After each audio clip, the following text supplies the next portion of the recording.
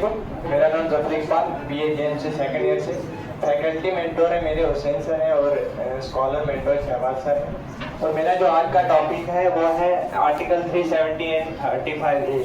ये बहुत ही controversial topic है।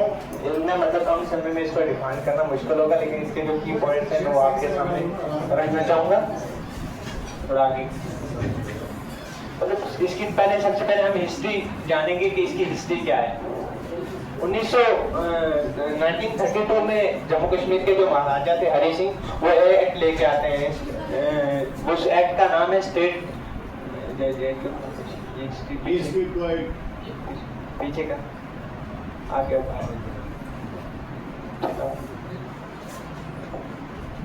और पीछे सेकंड स्लाइड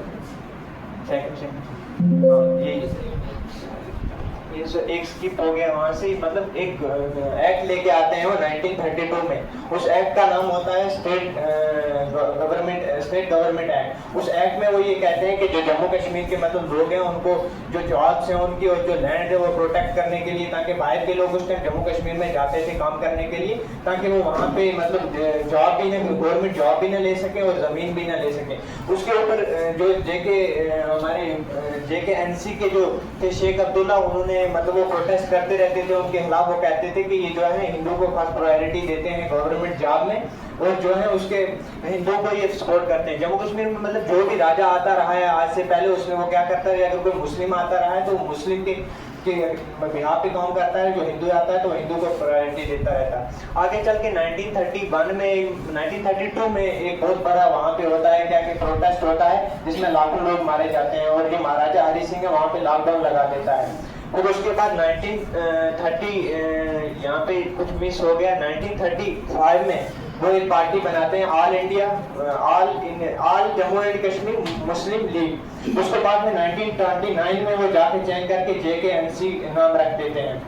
उस टाइम वो इनके खिलाफ भी मतलब लड़ रहे थे, वो जो थे महाराजा के खिलाफ कि मोनार्की को खत्म कर दिया जाए और स्टेट में जो है डेमोक्रेसी लाई जाए।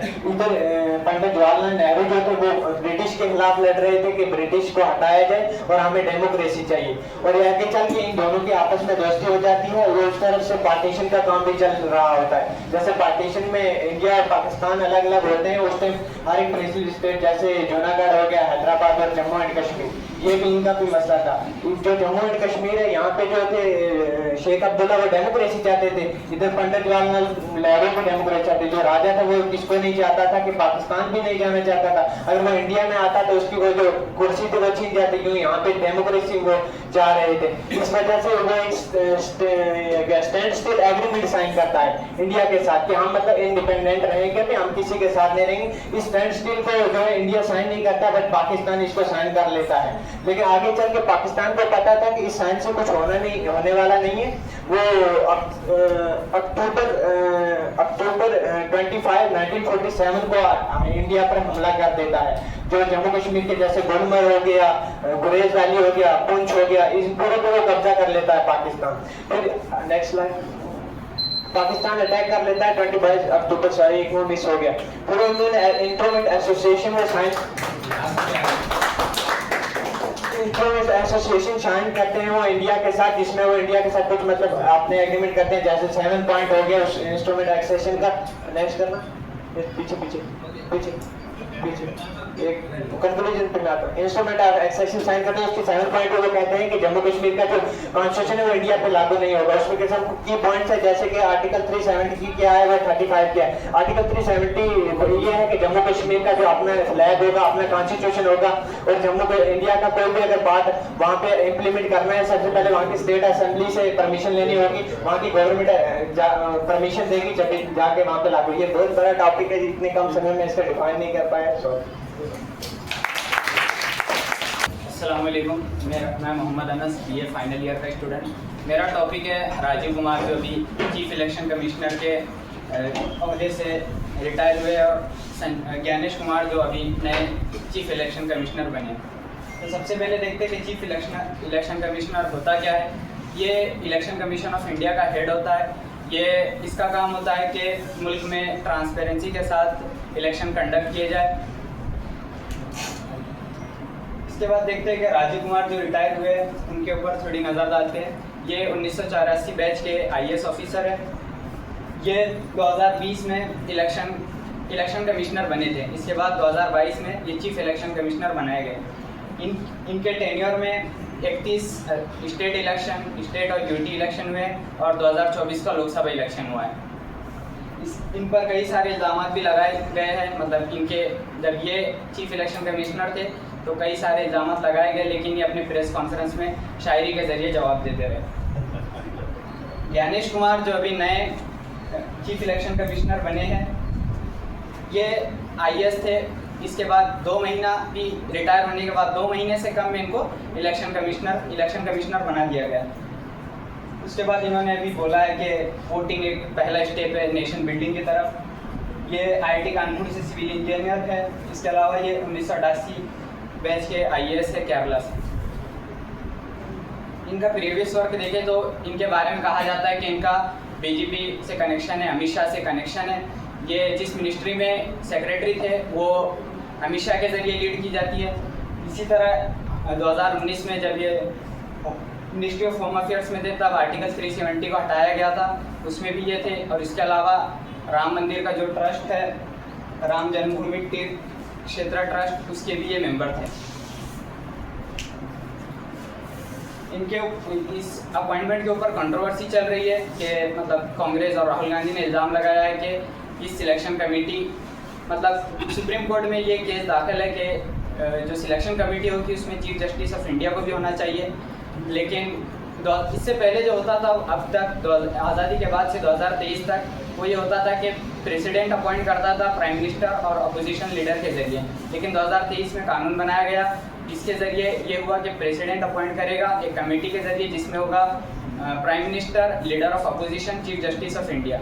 लेकिन इसको चेंज करके चीफ जस्टिस ऑफ इंडिया को हटाया गया और एक कैबिनेट मिनिस्ट्री को शामिल किया गया जिसमें जो कि प्राइम मिनिस्टर के ज़रिए अपॉइंट किया जाएगा। तो इसी पर कंट्रोवर्सी चल रही थी। राहुल गांधी ने कुछ दिन पहले पार्लियामेंट में भी बोला था कि अभी मीटिंग होने वाली है नए चीफ इलेक्शन कमिश्नर को डिसाइड करने के लिए, लेकिन उसमें मेरा जाना कोई फ़ायदेमंद नहीं होगा क्योंकि जब अमित शाह और मोदी जी डिसाइड करने वाले हैं तो मेरी बात की कोई अहमियत नहीं होगी। मेरे सोर्स है economic times, Makhdoom media India. मेरा नाम मुनसबा परवीन है और मैं 4th सेमेस्टर की स्टूडेंट हूँ। मेरे जो सुपरवाइज़र हैं हुसैन सर हैं और मेंटो शहबाज भाई हैं। मेरा आज का टॉपिक है plastic impact on human health. हम जिस कम्युनिटी में रहते हैं तो यहाँ पे अगर देखा जाए तो सबसे ज़्यादा बुरा असर प्लास्टिक से ही पड़ रहा है। जैसे कि हम जो इस्तेमाल करते हैं पानी की बोतलें या फिर पॉलीथीन वगैरह, और फिर इनको इस्तेमाल करने के बाद ऐसे फेंक देते हैं, तो ये हमारी मतलब माशरे में इसका बहुत बुरा असर पड़ रहा है। ये प्लास्टिक हवा के ज़रिए जैसे फेंक देते हैं, उससे जो हवा में मतलब प्लास्टिक को फेंकने के बाद जो हवा में हवा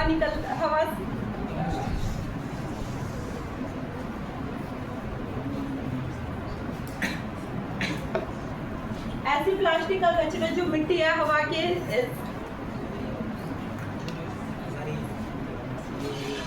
हवा या मिट्टी के रास्ते में आता है तो उससे पोल्यूशन होता है।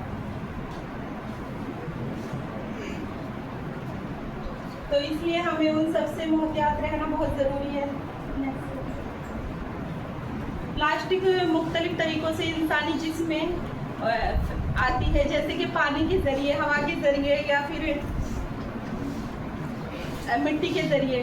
पानी के ज़रिए जब हम कोई मतलब प्लास्टिक का बर्तन है उसमें पानी पीते हैं, मतलब पानी डालते हैं गर्म पानी, तो उसमें मतलब केमिकल्स वगैरह निकलते हैं जो हमारी सेहत के लिए बहुत नुकसानदायक हैं। और मिट्टी के ज़रिए भी जैसे अगर कहीं पॉल्यूशन हो रहा है वहाँ पे हम मतलब कुछ बोते हैं या फिर मतलब वहाँ पे पेड़ पौधे होते हैं, उनसे भी जो हवा हम लोग लेते हैं उससे भी वो भी नुकसानदायक होती है। प्लास्टिक में ये केमिकल मौजूद होते हैं जिनका मैंने नाम लिखा है पैथोलेटिस, स्टाइरेन, डाइऑक्सिन और BAP। इनसे बीमारी होती है बच्चों में पैदाइशी नकाइस और जिगर और गुर्दों की बीमारी, कैंसर का खतरा। सबसे ज़्यादा अगर हम प्लास्टिक में गर्म पानी का यूज़ करते हैं तो उससे ज़्यादातर कैंसर हो रहा है, तो इसलिए हमें उसका इस्तेमाल नहीं करना चाहिए प्लास्टिक का।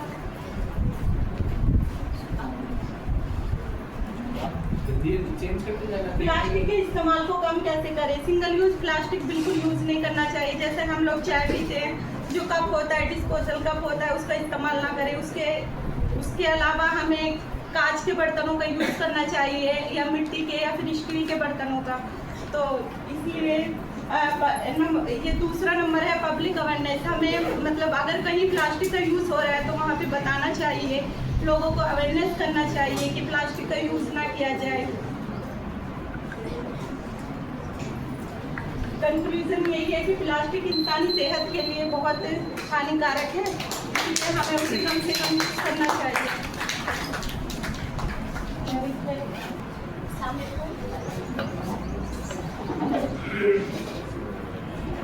मेरे सुपरवाइज़र फरियाद सर है और मेंटर नज़ाकिर भाई है। मेरा टॉपिक है डिफॉरेस्टेशन।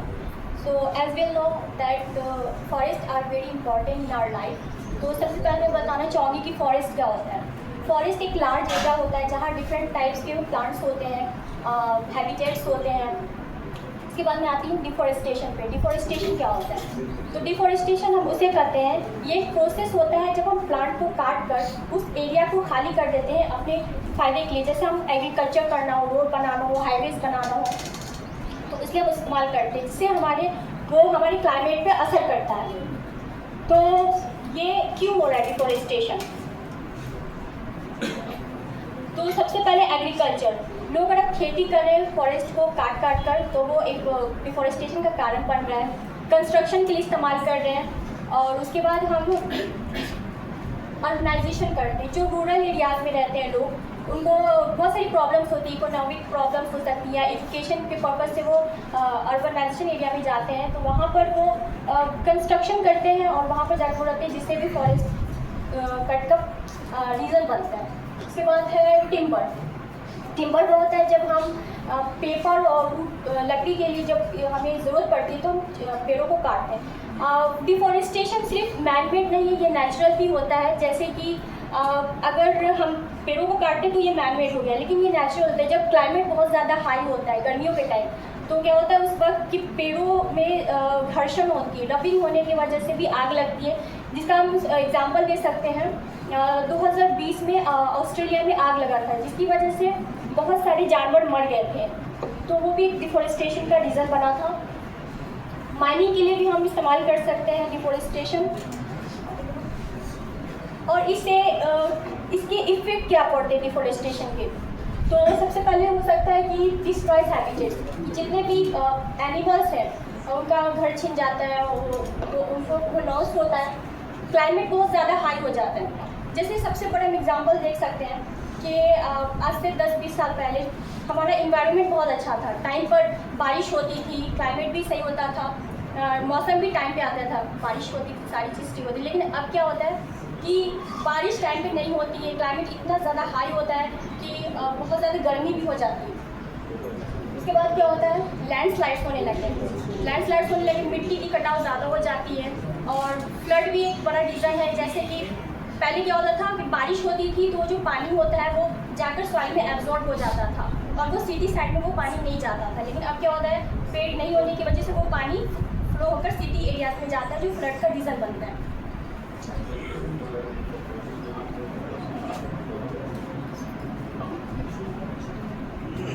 और अगर हम डेटा के हिसाब से देखें तो मध्य प्रदेश और महाराष्ट्र में सबसे ज़्यादा डिफॉरेस्टेशन देखा गया है। जैसे कि मध्य प्रदेश में लोग फॉरेस्ट काट करके रोड हाईवेज बना रहे, ज़्यादातर एग्रीकल्चर भी पर्पस है उनका। और उसके बाद है महाराष्ट्र में भी इंडस्ट्रीज़ वगैरह बन रही है, जिसकी वजह से लैंड डिफॉरेस्टेशन बंद हो रहा है। और उसके बाद फिर वो लोग बिल्डिंग्स वगैरह भी बना रहे हैं।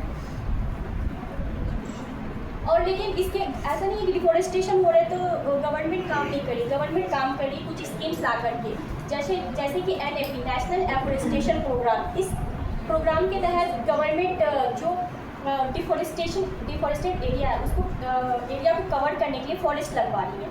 उसके बाद है कैंपा कॉम्पेंसेटरी एफोरेस्टेशन फंड। इसमें क्या होता है, गवर्नमेंट प्रोजेक्ट के तहत काम करती है, तो जहाँ से वो ट्रीज़ कटवाती हैं वहाँ से वो दूसरे जगह पर उस ट्रीज़ को लगा देती है। कंक्लूजन ये कि हमें ट्री लगवाना चाहिए, एनवायरनमेंट को कूल रखना चाहिए। और डेटा के हिसाब से सबसे ज़्यादा उत्तर प्रदेश में देखा गया है कि ट्रीज़ को लगाया गया है 10 लाख से अधिक पेड़ एक दिन में लगाया गया था। वो दैनिक भास्कर के रिसोर्स का जी बहुत लगाते हैं, हॉस्टल में भी है।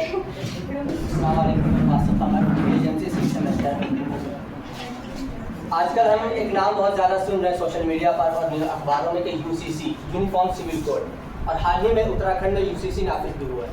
चूँकि एक बड़ा वास्ट टॉपिक है जिस वजह से मैंने इसको 2 हफ्तों में डिवाइड किया है। पार्ट 1 को मैं आज जिक्र करूँगा और पार्ट 2 नेक्स्ट वीक। UCC को समझने से पहले हमें सबसे पहले इसके बैकग्राउंड को समझना पड़ेगा। इंडिया में 2 तरह के लॉज होते हैं। एक वो कानून होते हैं जो तमाम लोगों के लिए बराबर होते हैं, यानी उसमें मजहब की बुनियाद पर, कम्युनिटी की बुनियाद पर कोई तफरीक नहीं होती। ऐसे लॉज को सिविल लॉज कहते हैं। इसी तरीके से जो दूसरा लॉ होता है वो तमाम लोगों के लिए बराबर यकसा नहीं होता है।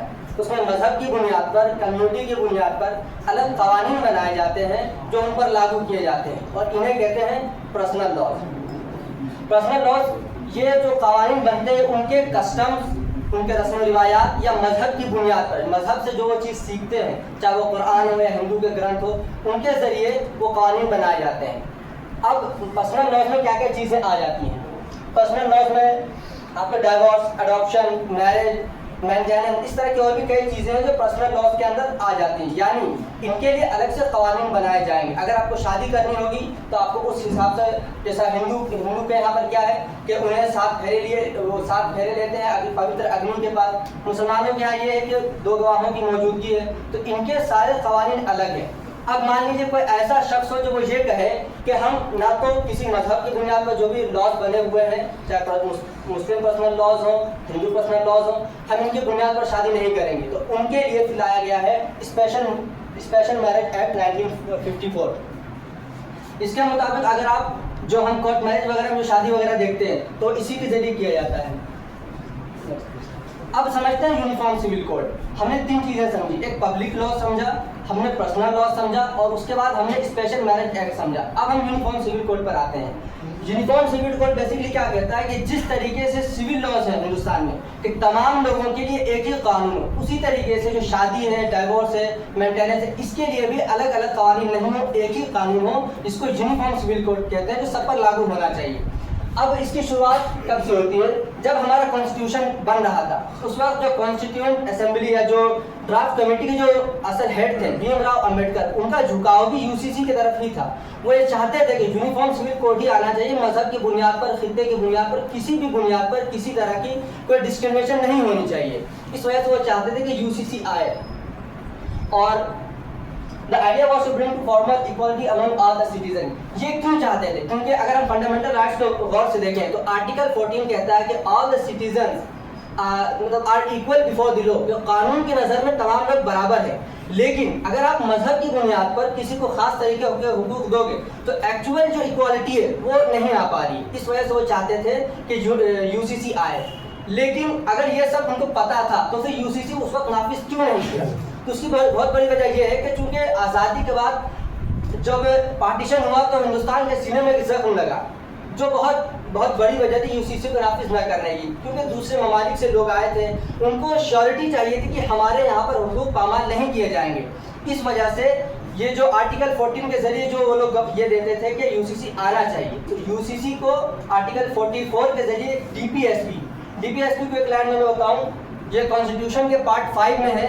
अगर स्टेट कौम की फलाह और बहबूद के लिए अगर कोई कानून बनाना चाहती है तो DPSP के जरिए बना सकती है। तो कहा गया कि बाद में जब इंडिया मैच्योर हो जाएगा और लोग UCC को एक्सेप्ट करने के काबिल हो जाएंगे, उस वक्त हम UCC ला सकते हैं। यहाँ तक सब मामला ठीक था। अब मामला थोड़ा सा UCC का ठंडा पड़ रहा, फिर अचानक एक केस आता है जिसके बारे में आप लोगों ने सुना होगा, शाह बानो केस। शाहबानो केस का अगर खुलासा बयान करूं तो ये 62 साल की एक रोशनी खत्म ना कर, रोशनी खत्म ना कर आगे अंधेरा होगा। अब very good morning to all of you, my name is Abdul Rahman, मैं शोबा तहसील और मैं सहाफत का 6 सेमेस्टर का तालिब इल्म हूं। आज जो मेरा टॉपिक है वह है बीजेपी गवर्नमेंट इन दिल्ली। मेरे मेंटर मेरे उस्ताद सरवरिया सर है और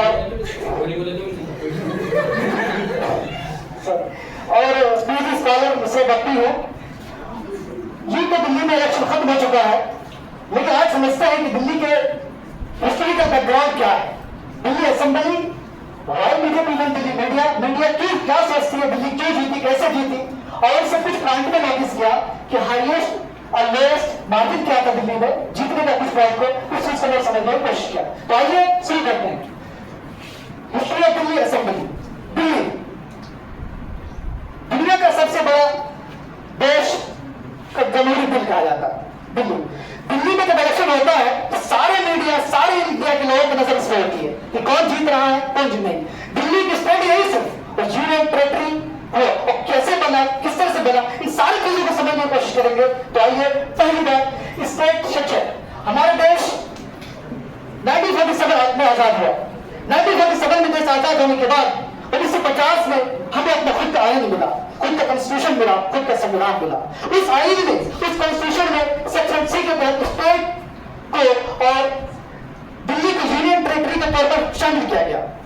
और इसमें उस वक्त 48 विधानसभा के लिए विधानसभा गठन का 1942 स्टेट एक्ट को पार्लियामेंट ने पास कर दिया।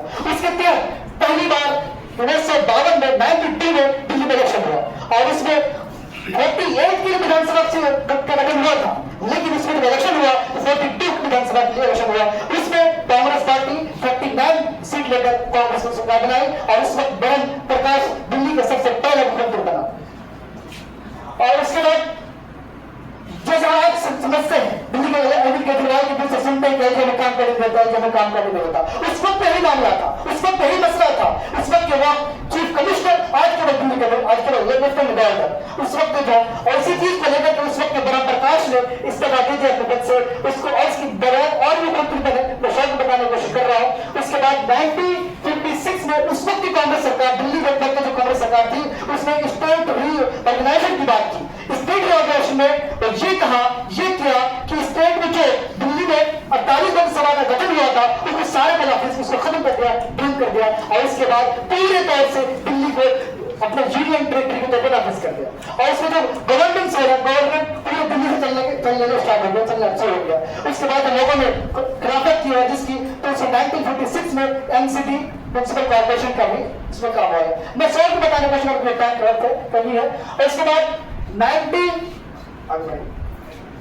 1991 में central government amendment 69 constitution, central government 69 constitution करते हैं। उसमें ये बताते हैं, जाहिर करते हैं कि जो दिल्ली में खिलाफत हो रहा था उसके बाद दिल्ली गवर्नमेंट सरकार ने उस दिल्ली को यूटी से, यूनियन टेरिटरी से NCT, national corporation territory, sorry national capital territory को शामिल किया। और उसमें ये बात जाहिर किया गया कि दिल्ली में 70 विधानसभा सीट होगी, उस वक्त बनाया गया। और उसके बाद इस अमेंडमेंट में ये जाहिर किया गया था, बताया गया था कि दिल्ली में मुखिया होगा तो आवाम के द्वारा चुना गया मुखिया होगा और इस मुखिया जो मुखिया को काम करेगा, दिल्ली के लिए काम करेगा। और लेफ्टिनेंट गवर्नर जो होगा वो दिल्ली के मुख्यमंत्री या दिल्ली कैबिनेट के मंत्री के साथ मशवरे के साथ काम करेगा। लेकिन ये अमेंडमेंट में ये कभी कहीं नहीं लिखा गया था कि जो एलडी है, लेफ्टिनेंट गवर्नर है, तो इसके मिलकर के काम करेंगे।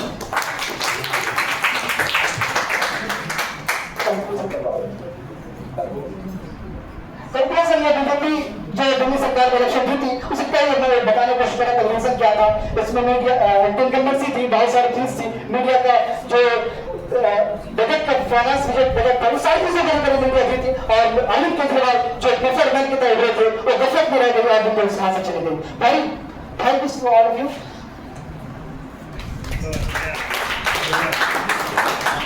आपका प्रेजेंटेशन बहुत अच्छा था और आप काफ़ी जज्बाती भी हो रहे थे, लेकिन आप ये बताइए जब आपका टॉपिक है कि आप बीजेपी की जो अभी इलेक्शंस हुए हैं उसमें जीत आप बता रहे हैं, तो आप फिर यूनियन टेरिटरी कब बना, इससे नोबडी इज इंटरेस्टेड। सर उसको समझने के क्या जरूरत आपको, इसीलिए आप टाइम आप या तो आपके पास मैटर कम था आगे ना, आगे आप लास्ट में आपको जो आपका टॉपिक है उस पर आपको पता है कितने मिनट दिए हैं। सर उसमें मैंने ये भी कहा कि दिल्ली बीजेपी की जो बोल रहे हैं यस सर।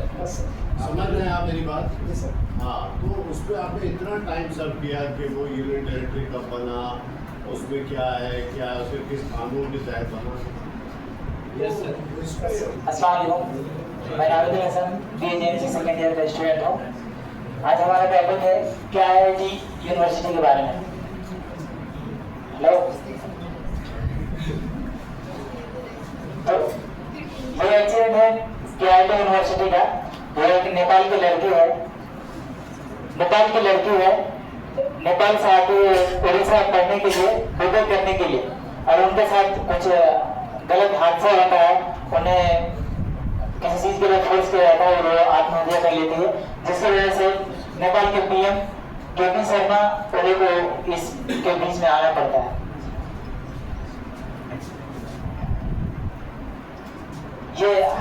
ये हादसा क्यों हुआ, आत्महत्या क्यों की?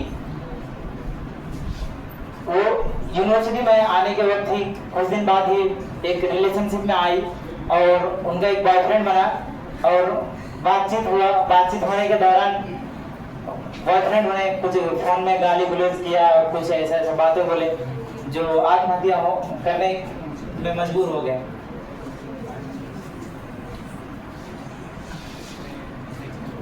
यहाँ पर यह बताया गया कि जो नेपाल के स्टूडेंट है, तकरीबन 500 नेपाली स्टूडेंट प्रोटेस्ट करने में उतर आए वहाँ पर, लेकिन उन्हें मार के भगाया गया और जो सो बोले गए, प्रोफेसर के द्वारा बोला गया कि जितना खाना खिलाया जा रहा है तुम लोगों को, उतना नेपाल का बजट ही है तुम लोगों का।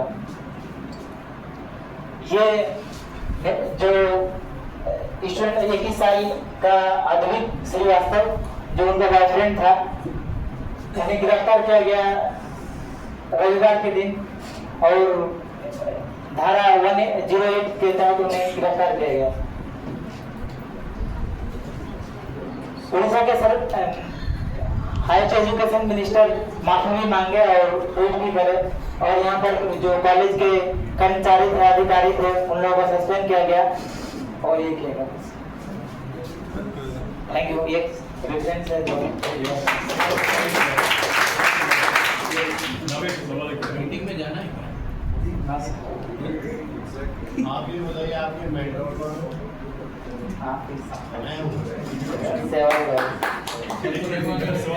और आपके जो है स्कॉलर मेंटर कौन? सवाल भाई। आप कभी मिले उनसे? जी सर। नहीं मिलेगा तो कल रात को अब आप अपने टॉपिक पे आइए। देखिए, पहले आपने जो टॉपिक है उसमें ग्रामर की होती है। देखिए,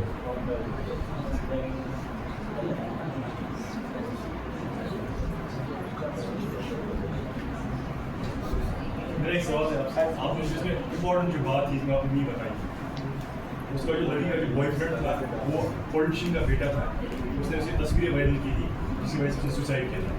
मेरा पता है हरासमेंट करके मैं इसीलिए तो उसके ऊपर जो कार्रवाई नहीं मिल सकती, पॉलिटिशियन का बेटा था।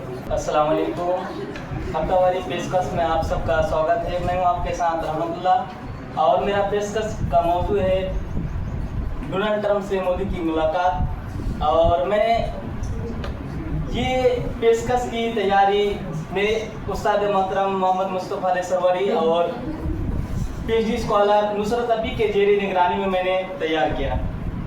तो चलिए तारुफ जानते हैं कि मोदी ने डोनाल्ड ट्रंप से मुलाकात की। 12 फरवरी 2025 को हिंदुस्तान के वज़ीर आज़म नरेंद्र मोदी ने अमेरिकी सदर डोनाल्ड ट्रंप से व्हाइट हाउस में मुलाकात की, जिसमें बुनियादी तौर पर तिजारत, F-35 फाइटर जेट, तैयारा और दिफाई पर तवज्जो मरकूज किए और अहम उमूर पर तबसरा ख्याल का इजहार किए।